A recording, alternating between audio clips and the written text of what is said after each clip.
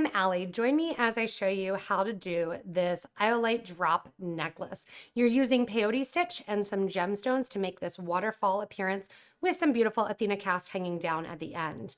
If you do need any materials, look below the video in the description. We'll link them there. You're going to learn everything from how to do peyote stitch to make it into a tube, how to use beading cable, and do crimp beads as well. So lots to learn in this video. Gather up your materials and let's get started.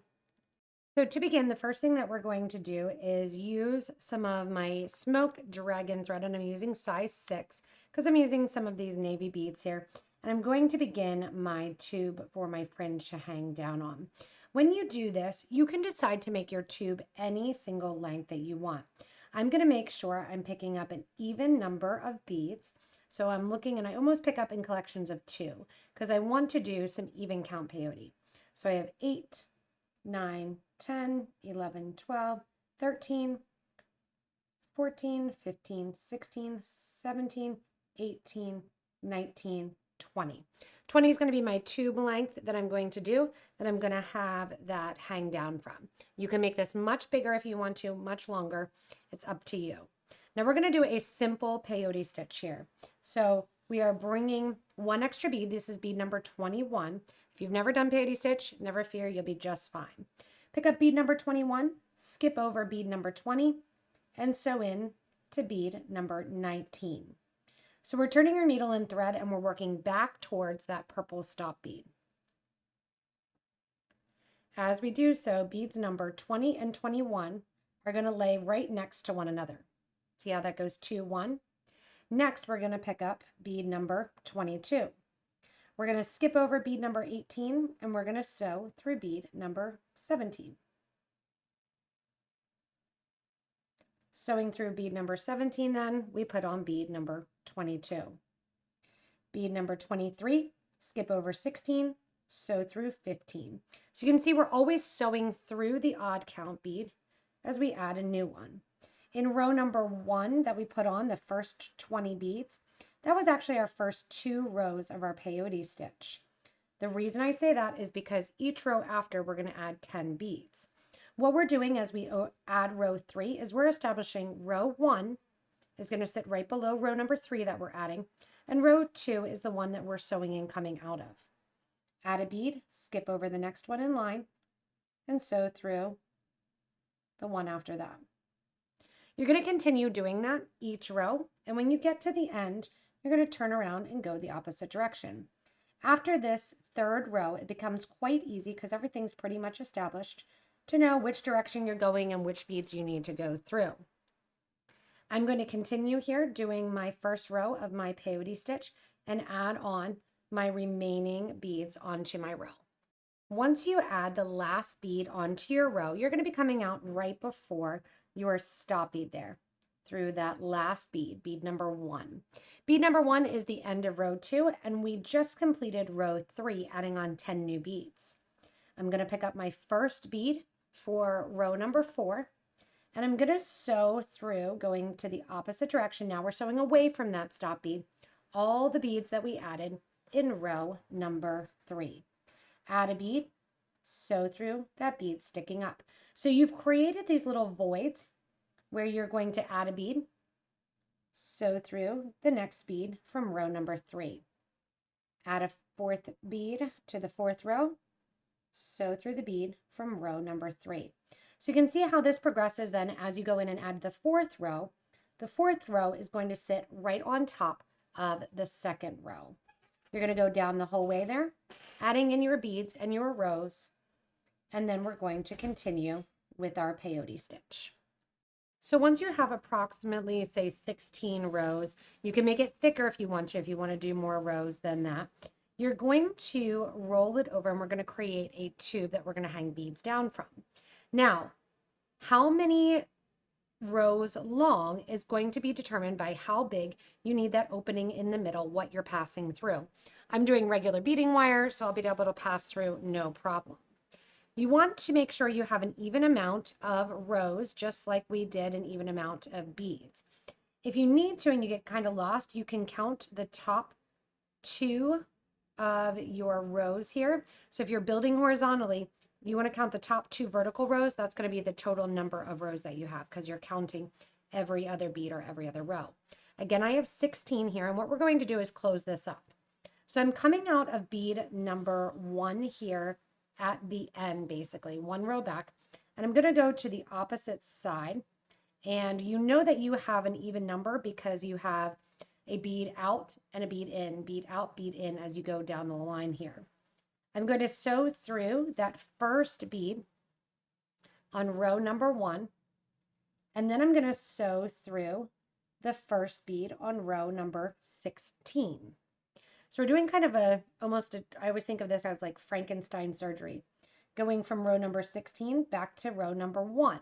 So instead of adding another row of beads, what we're doing is we're getting those threads going across, and as I pull this, you can see it kind of creates that seamless line together, going from number 1 over to number 16, back from 16 down through the next open bead at row number 1. What this does again is just that seamless roll over to create the tube. So back again from number 1 over to 16, back to number 1, and you're just sewing. Sometimes you can do 2 beads at a time, sewing on a diagonal. I like to do 1 bead at a time just to make sure I don't get off at all. And as you pull the thread tight after each little sew pass here, you hear almost like a little click, and that last bead that you came and sewed through fits perfectly in place. If anything looks off, it probably is. So in that case, take your needle off, backtrack a little bit, and see where your thread went awry. But as you sew, it should be pretty self-explanatory, seeing where those beads, even with a tiny camera like this and kind of that glare, you can see that the beads that are sitting open are almost like our zipper that we're going in and sewing through to zipper closed. Once you're done closing the zipper, then we get to have fun decorating. When you get to the end of the row, you're going to be coming out of the last bead of row number 16. What I want to do then is go back through bead number 1 of row 2 and bead number 1 of row 1, just kind of on a diagonal. See how I've gone through those 2 beads there? My thread comes out the edge, and that seams it together so that you can't tell where it started and where it ended the whole row. From here, again, we're going to go in with some of our bicones, our gemstones, seed beads, little charms, and we are going to get ready to have fun kind of hanging our beads off our piece in a waterfall flow sort of a station. Once you have that tube made, the first thing we're going to do is start our cascading pieces, and then we'll go up and decorate our tube a little bit. I'm going to sew in the tube right along the line that you've already created, and I am going to just get up and kind of sew along so that way I'm coming out one of the side or the end beads. Working my way back, going along the peyote stitch here, and coming out again on the end. I want to decorate the end a little bit, and then we're going to go in and I'm going to show you how we are going to sew back to the next bead. So the first thing we need to do is create some of our drop downs. We can make this dramatic. We can make it go longer or shorter in one way. You're just learning the technique to do so. So I'm going to start all of these with one of my silver beads. So it's going to end up being kind of a line of silver here. And then I'm going to vary what I drop down and which beads I use to drop down. So here I have some 15-0 seed beads. I have my 111-0.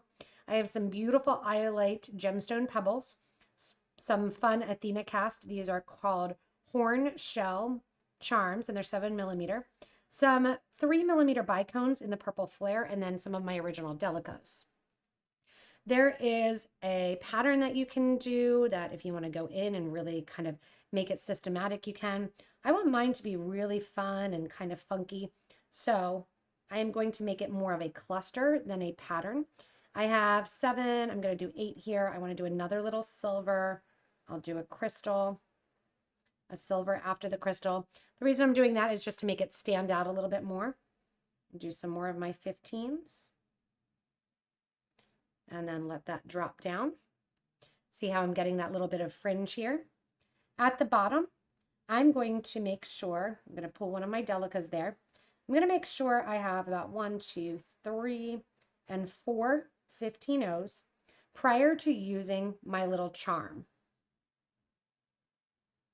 From here, I'm going to use those 4 15 O's again. And then I'm going to go back to the delica bead and sew back up through that whole line of seed beads. What that's going to do is create a little loop of seed beads that my charm is going to hang from. I want my thread and needle to come out after the 11 seed bead. Kind of hold your thread up there, pull all of the beads, see how you're getting that nice weight and that little charm. If you have a little bit of a gap, you want to push all of your beads up towards the top, give a nice tight pull, and that will close up some of that gap.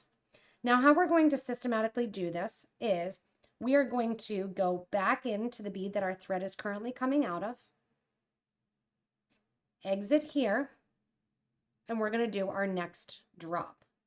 So the next drop is going to sit right next to this one here. We're going to do a silver, a bunch of our 15s, whoops, however many you want to do, a pattern of a drop down. You can do it as many long or short as you want. Again, I'm not going to have a specific amount of beads that I'm going before or after or getting that look of. I'm just having fun picking them up at random. When I get down to having my charm at the end, and I'm going to use this at the end pretty much of them all. I'm going to put on my 4 beads because I know that's going to work well for my loop here. Put on 4 more of my 15s. Go back up through the delica and all that line of seed beads here. And crystals, not missing any. If you miss one, it'll kind of stick out to the side and you won't have that nice drapage or drop. Once you have that nice and tight, kind of pull the extra thread. I'm pulling the thread, not the needle. I'm going to look at this line of my peyote stitch that my thread is currently coming out of and sew into the next bead.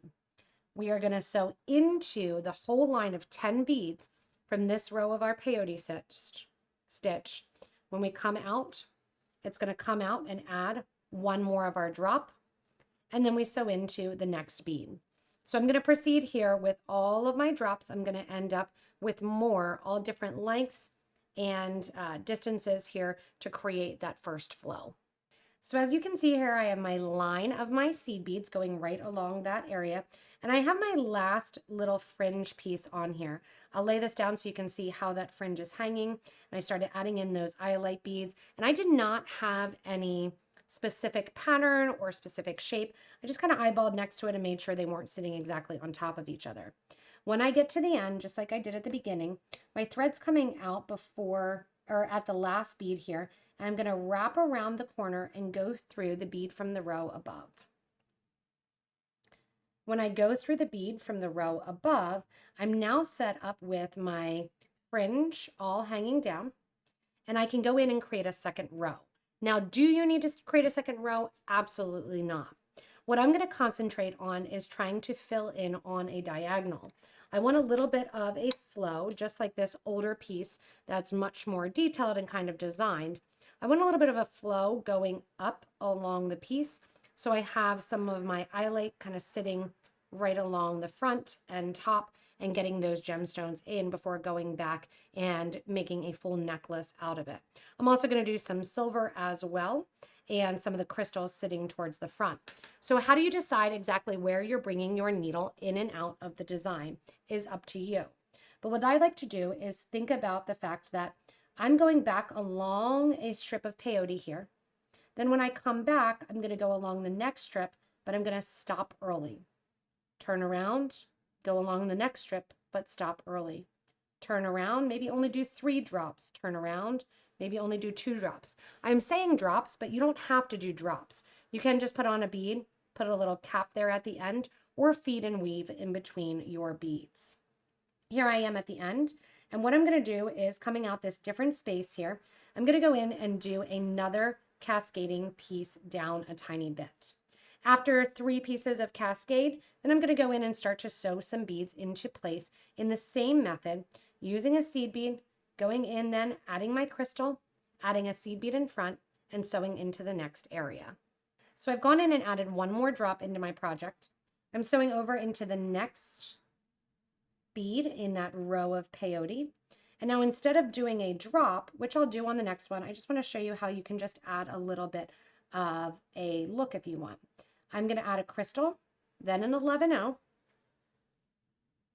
So back through the crystal, and that's it. That's the only portion of my fringe. From here then, I'll look in my piece. I go back to the next bead in that peyote line, and I'm going to sew through the next bead in line. Coming out then after that next bead in line, you just want to make sure that you don't have a lot of extra thread showing. And now you have a little bit of that flare right there at the top. You can also, if you want to, sew, and we'll do this next so you can see it in action. Coming out that bead, I'm going to use one of my Iolite beads. I'm going to add a 15. I'm going to take my Iolite bead here, sew through it, grab a silver, lay it along my project here, and I'm going to look and see where it goes back and where it lines up. It's going to line up right about there. So I'm skipping a couple of the beads of the peyote stitch. And I'm on Twitch doing this and recording this live and talking about how it's okay if you need to follow a pattern. It's okay if you want to have fun like this and just kind of make it individual and make it your own. There's no right or wrong if you want to have the exact same number of beads hang down for your fringe. If you want to have fun kind of doing a collection of beads. I'm going to go back now and I'm going to do some fringe hanging down from underneath it. So nothing says you have to go in one direction and pick up the exact same beads. You can kind of build it as you want and make it almost like an art project when you're creating. No right, no wrong when it comes to fringe and working on this project. Have fun with it. Go outside of the box, and if you want to, a little bit out of your comfort zone and create a little masterpiece. Once you start creating, you can really have fun and just let your mind go. You can, as Chris said in our Twitch, give yourself the creative freedom to design. You can go in and kind of build and create. You could even have done your peyote tube with a different style. I have some 11-0 seed beads on here, and I liked the idea of doing a line of silver and then kind of filling in below it. So what I'm going to do is take my seed beads here, coming out on the side right near that last iolite. I've done a line to get where I want them to be. I'm going to lay them down.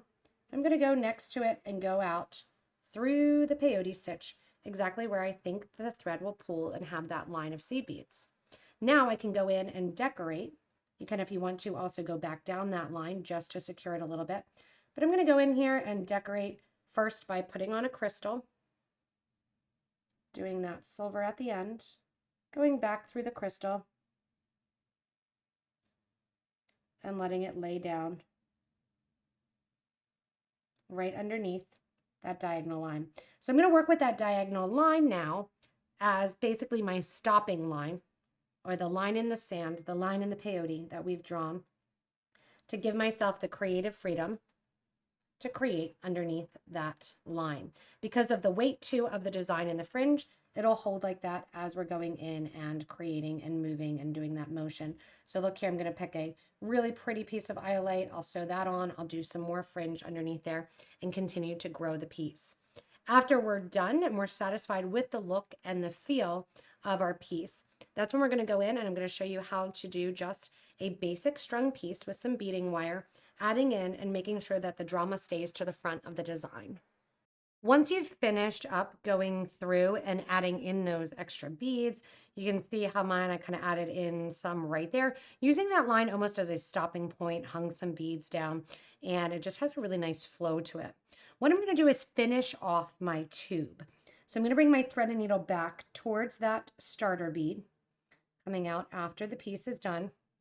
Take that starter or that stop bead back from the peyote stitch, tying the two thread ends in a knot. Now you can use beading thread for the necklace portion. You don't even have to do the necklace portion. It's up to you. You can see how I did a bunch of ties for that. And then I'm going to go in with my thread zapper, thread burner, burn down those thread edges and burn them close to the project. So you're finishing off your tube completely before you're going in and making your necklace portion. I'm going to go in now and use my beading wire or beading cable in order to make the actual necklace portion. So I've brought the camera view up a little bit so that way you can kind of see more of what's going on. I have my beading cable. You can use 7-strand or 49-strand. I'm just using the 7-strand. And I'm sewing my, or pushing my cord, my beading cable there, straight through my piece, bringing it up. I'm going to make about an 18-inch necklace. You can always make it with a lobster and a cord. I just have a nice little push clasp there that I think reflects well with a twisted line. That's a clasp, garden clasp. And the first thing I'm going to do is you can fill the center of your hole with beads, or you can use larger beads that don't go through the tube. So the first thing I'm going to do is test out my 4mm bicones along the side here and see, are they going to get swallowed by the tube? They're not. So they're going to work as great, basically, stoppers to hold that in place. They kind of go halfway in and then they get stopped. From here, I'm going to keep building the design. When I build a necklace and I'm doing just basic beading like this or basic stringing, I like to start from the center back. You can use a bead on it board if you want to help with the design element. But what you want to do is design it with the front being the focus or the center. So I have those 2 bicones, then I did 2 more bicones, and I want to do my Iolite. Now my Iolite, when you're doing a natural strand like this, you're going to have darker pieces as well as lighter pieces. I'm going to mix them in, but I'm actually going to pile them together to make it a little bit symmetrical. I'm going to see which ones kind of look the same and group them up so my necklace is looking the same but still has that organic feel. So I kind of group them up together in 2s that I'll grab and say, okay, these 2 look the same. Also, a little heads up, keep pieces if you want that will look great for earrings separate. That way when you get to the time for the earrings, you already have those ready to go and you already have those matches. So as I go through here and match the beads, you can see I'm kind of going for shape and color, not necessarily the exact same thing because I want it to have an organic feel, but somewhat the same. From here, I'll go in, and darker usually is going to be focused towards the front. So that way it has a little bit more of a focus drawn towards that pendant. And I'm just going to add an Iolite on either side. They can be facing the same direction. They can be opposite direction. From here on either side of the Iolite, I'm going to add a silver. And then I'm just going to start my pattern going back. So you can decide what you want your pattern to be. It doesn't have to be anything that's consistent the whole way through. That's completely up to you. I'm just going to build my necklace with my seed beads that I have left and my crystals that I have left and my beading wire, and keep that focus kind of towards the front, going with smaller pieces or bigger pieces of my Iolite in the front, working almost as smaller pieces in the back, still including some of the delicas as well as the crystals and the 11-Os. Once you have your piece finished here, you're going to go in and add the clasp. Again, I went pretty much darker to lighter and tried to do about the same size. So it's not exact on each side because there's variation with the pebble beads. Sorry, brain freeze there.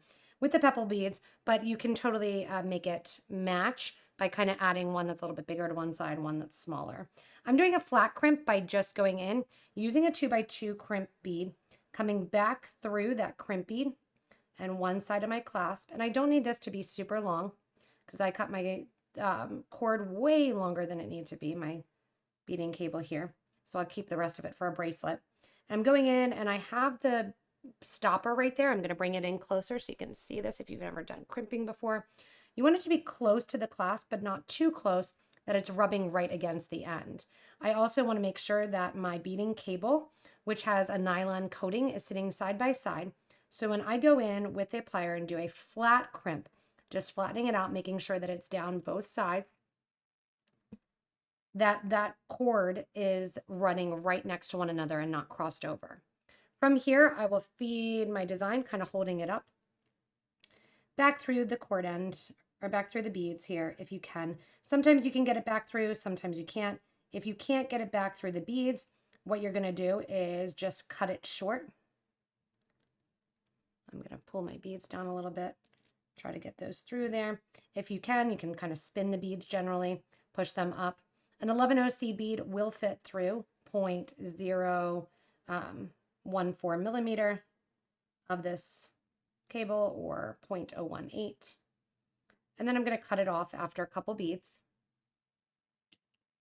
Go in here to do the opposite end. When I do the opposite end, I have to pull a little bit more and do a little bit more finagling. I want to make sure that I don't see any extra wire exposed, especially in that tube of the piece here.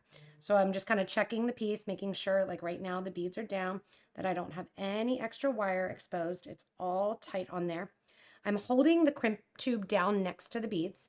I take the wire after going through the clasp and go back through the crimp tube. If you can, back through a couple beads. If you can't, just pull it out right after. And you notice if I hold the crimp tube down there, then when I pull, I'm getting rid of all the extra cord that's here, and it's pulling through the crimp tube. I have enough here I can make a bracelet with to match also.